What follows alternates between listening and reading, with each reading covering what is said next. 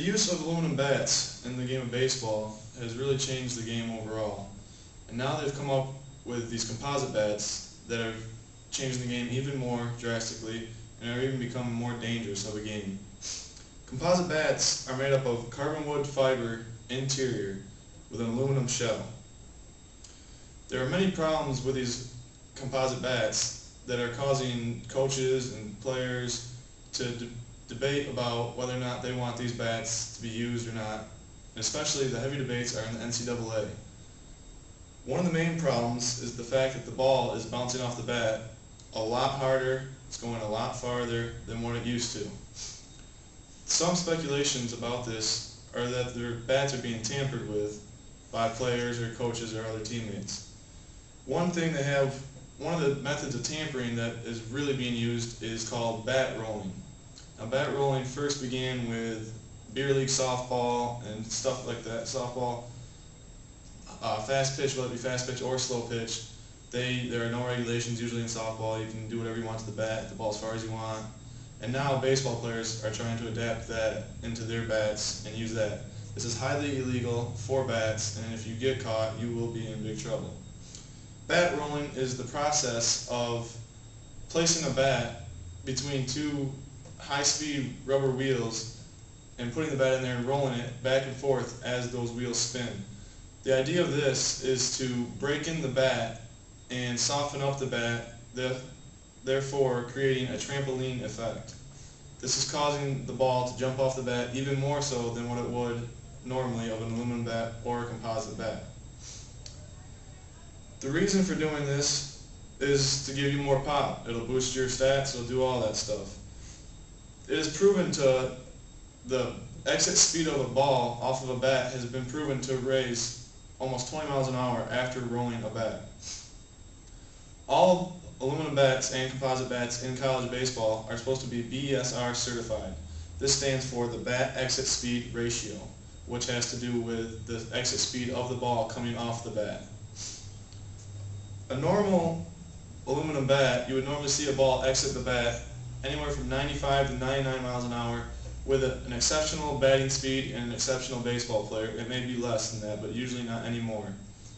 After rolling these composite bats, you are seeing the ball come off these bats from anywhere from 110 to 117 miles an hour. Also, with the bat rolling, the balls have been recorded as going anywhere from 20 to 40 feet further than it normally would off of a regular aluminum bat. In 2009, this past year, in the NCAA Division I Championship Series, in the playoffs, they decided to test these bats. There were rumors going around that kids were tampering with bats, they had illegal bats, these bats, they just weren't fair. They decided to test some of these bats for their BESR certification. They tested 25 composite bats, and of those 25, 20 bats were illegal and they were exceeding NCAA regulations.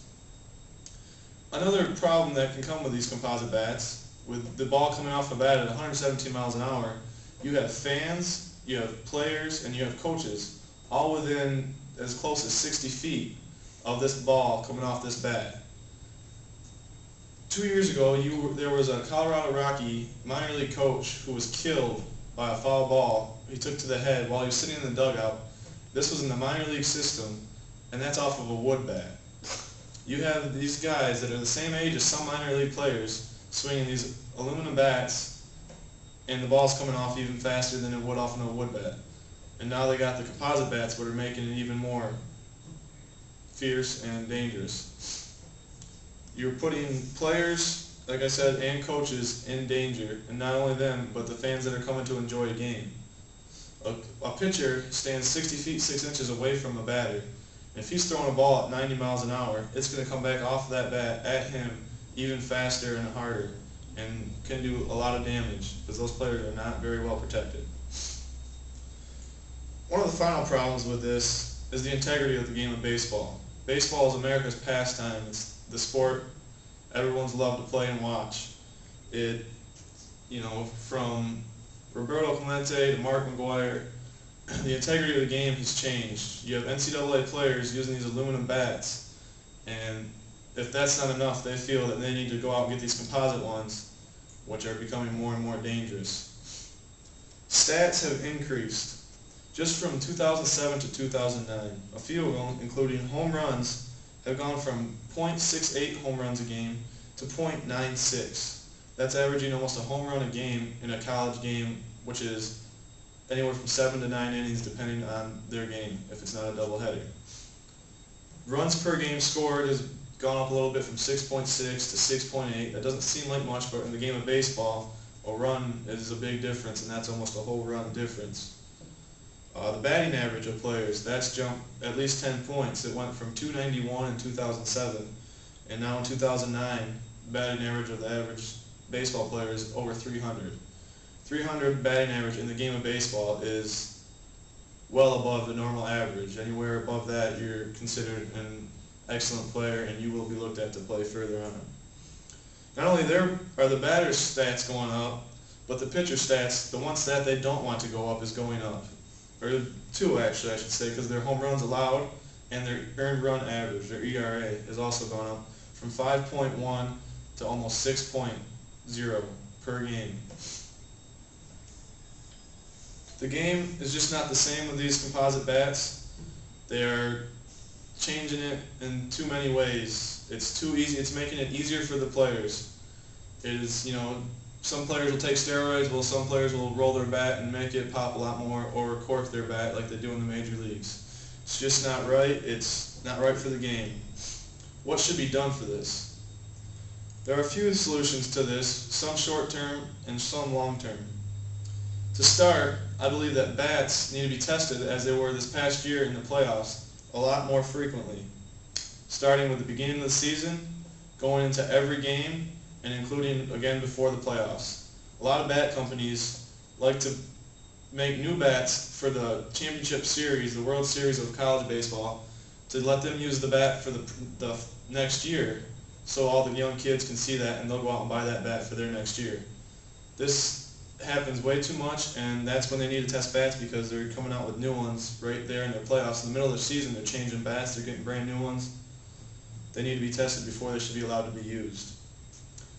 As far as testing them during games, they used to be, every game an umpire would come check all the bats. There's a stamp on the bat saying BESR certified, which I mentioned before is the bat exit speed ratio certified. They still need to have those stamps, but they also need to be checked for those stamps on those bats every game. Now they changed the rule this past year where it's up to the coach. They rely on the coach and the team to not use any illegal bats, and if they do get caught with a bat that's not legal or certified by NCAA, the coach is automatically ejected. I believe it's an alright rule, but I still believe they need to be checking them, because if you get away with using an illegal bat, you're cheating the game. Another solution would be to ban the full barrel composite bats. They are foregoing using these full barrel composite bats. Anything from the handle up that is composite will be illegal in the NCAA in 2010-2011 season. This ban will take effect immediately, and I believe they need to keep this ban, because those bats are just outrageous the way you can swing. Also, another solution is they're going to use a new testing method to test these bats instead of the exit speeds, and they're going to make sure that only the non-wood bats that perform like the wood bats will be the ones allowed. With a composite bat, it's nothing like a normal aluminum bat. The sound's different. It's so quiet you won't even hear it, and the ball just goes 400 feet with no problem. One long-term solution, the final solution that I think should eventually be put into place, especially for the NCAA, is I believe they need to go to wood bats. The NCAA, you're in college, you're a step below going into the major and minor leagues. They're using wood bats up there. If they want to better prepare you for the major and minor leagues, they can use wood bats, and it'll also make the competition of the game a lot better and improve the integrity of the game of baseball. Thank you. Okay. Very nice.